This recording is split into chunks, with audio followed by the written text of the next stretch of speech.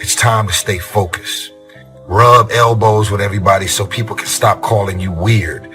Why are you so antisocial? Because I'm trying to get it. Why are you out there practicing in the hot sun when ain't nobody else out there? Because I'm trying to get it. Why are you not clubbing like every time I text you and invite you to go do something fun and cool, you always studying? Because I'm trying to get it.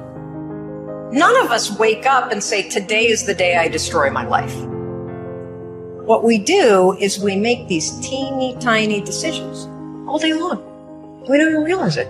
All day long, these tiny decisions that take you so far off track. And then you wake up like I did and you look at your life and you think, how the hell did I get here? And you have no idea. If you understand completely what I'm going to tell you from this moment on, your life will never be the same again. The things you want just seem to fall in line. And from now on, you won't have the problems, the worries, the gnawing lump of anxiety that perhaps you've experienced before. They'll be things of the past. Here's the key to success. We become what we think about. All of us, at some time or another, have agonized over making a decision. And also there are a lot of small decisions that we don't make, that they tax our minds, they drain our energy. They create a lot of anxiety and nervousness because we don't take care of it. We decide not to decide, which is a decision.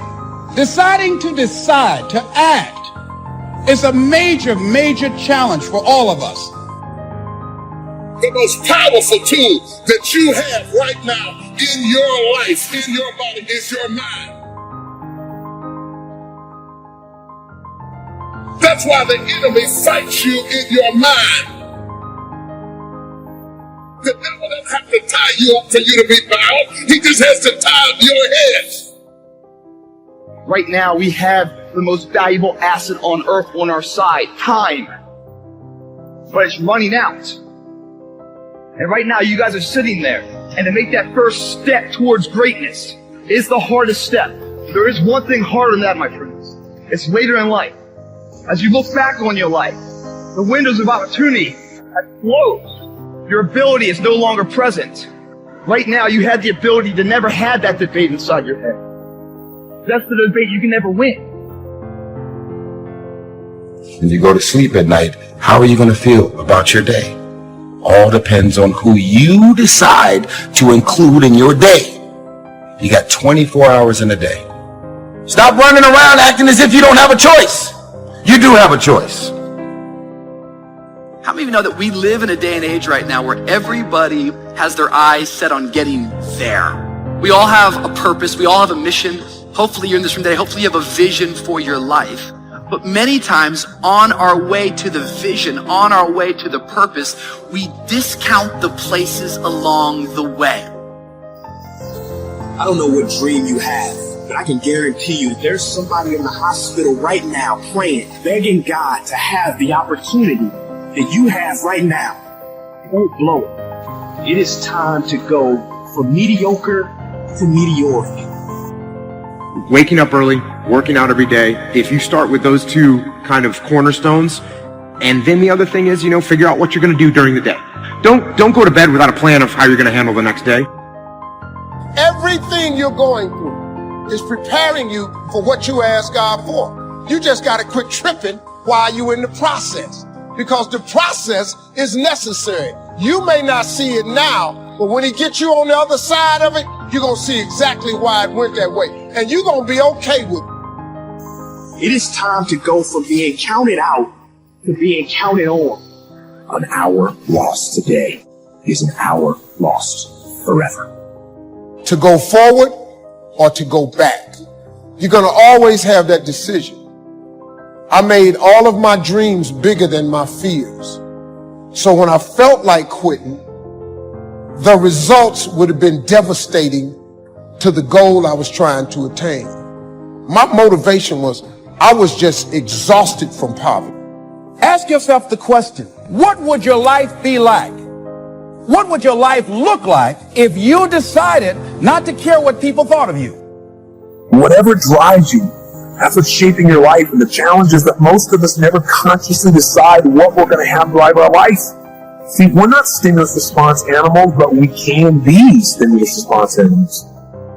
See, whatever you're worried about, if someone called you right now and say, listen, you got 2 days to live, I'm telling you, you won't be worried about your bills, ladies and gentlemen. Look at your life right now. If you want to keep on getting what you're getting, keep on doing what you do. You've got to be willing to change your ways.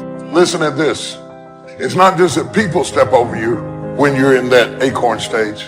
Sometimes you step over you because you're so busy trying to compete with the trees that you haven't gone through the process of the acorn. Give it some time. Give it some water. Give it some focus, and you'll reap a harvest. We surround ourselves around people that make us feel great. They tell us what we want to hear. The second we put ourselves amongst the uncommon people, we don't like that feeling. I don't know, I lost my edge. What's going on? Because once you hit the top of the mountain, guess what happens? I'm good. I'm good. So you wonder why you're falling down now. Because once you reach the top of the mountain, you got to go to another one. That's mediocrity. There's a lot of people in mediocrity who have a nice resume, but they're one-timers, man.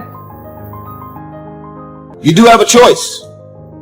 You love rumors, you love issues, you love problems, you love people calling you with their problems. You love it.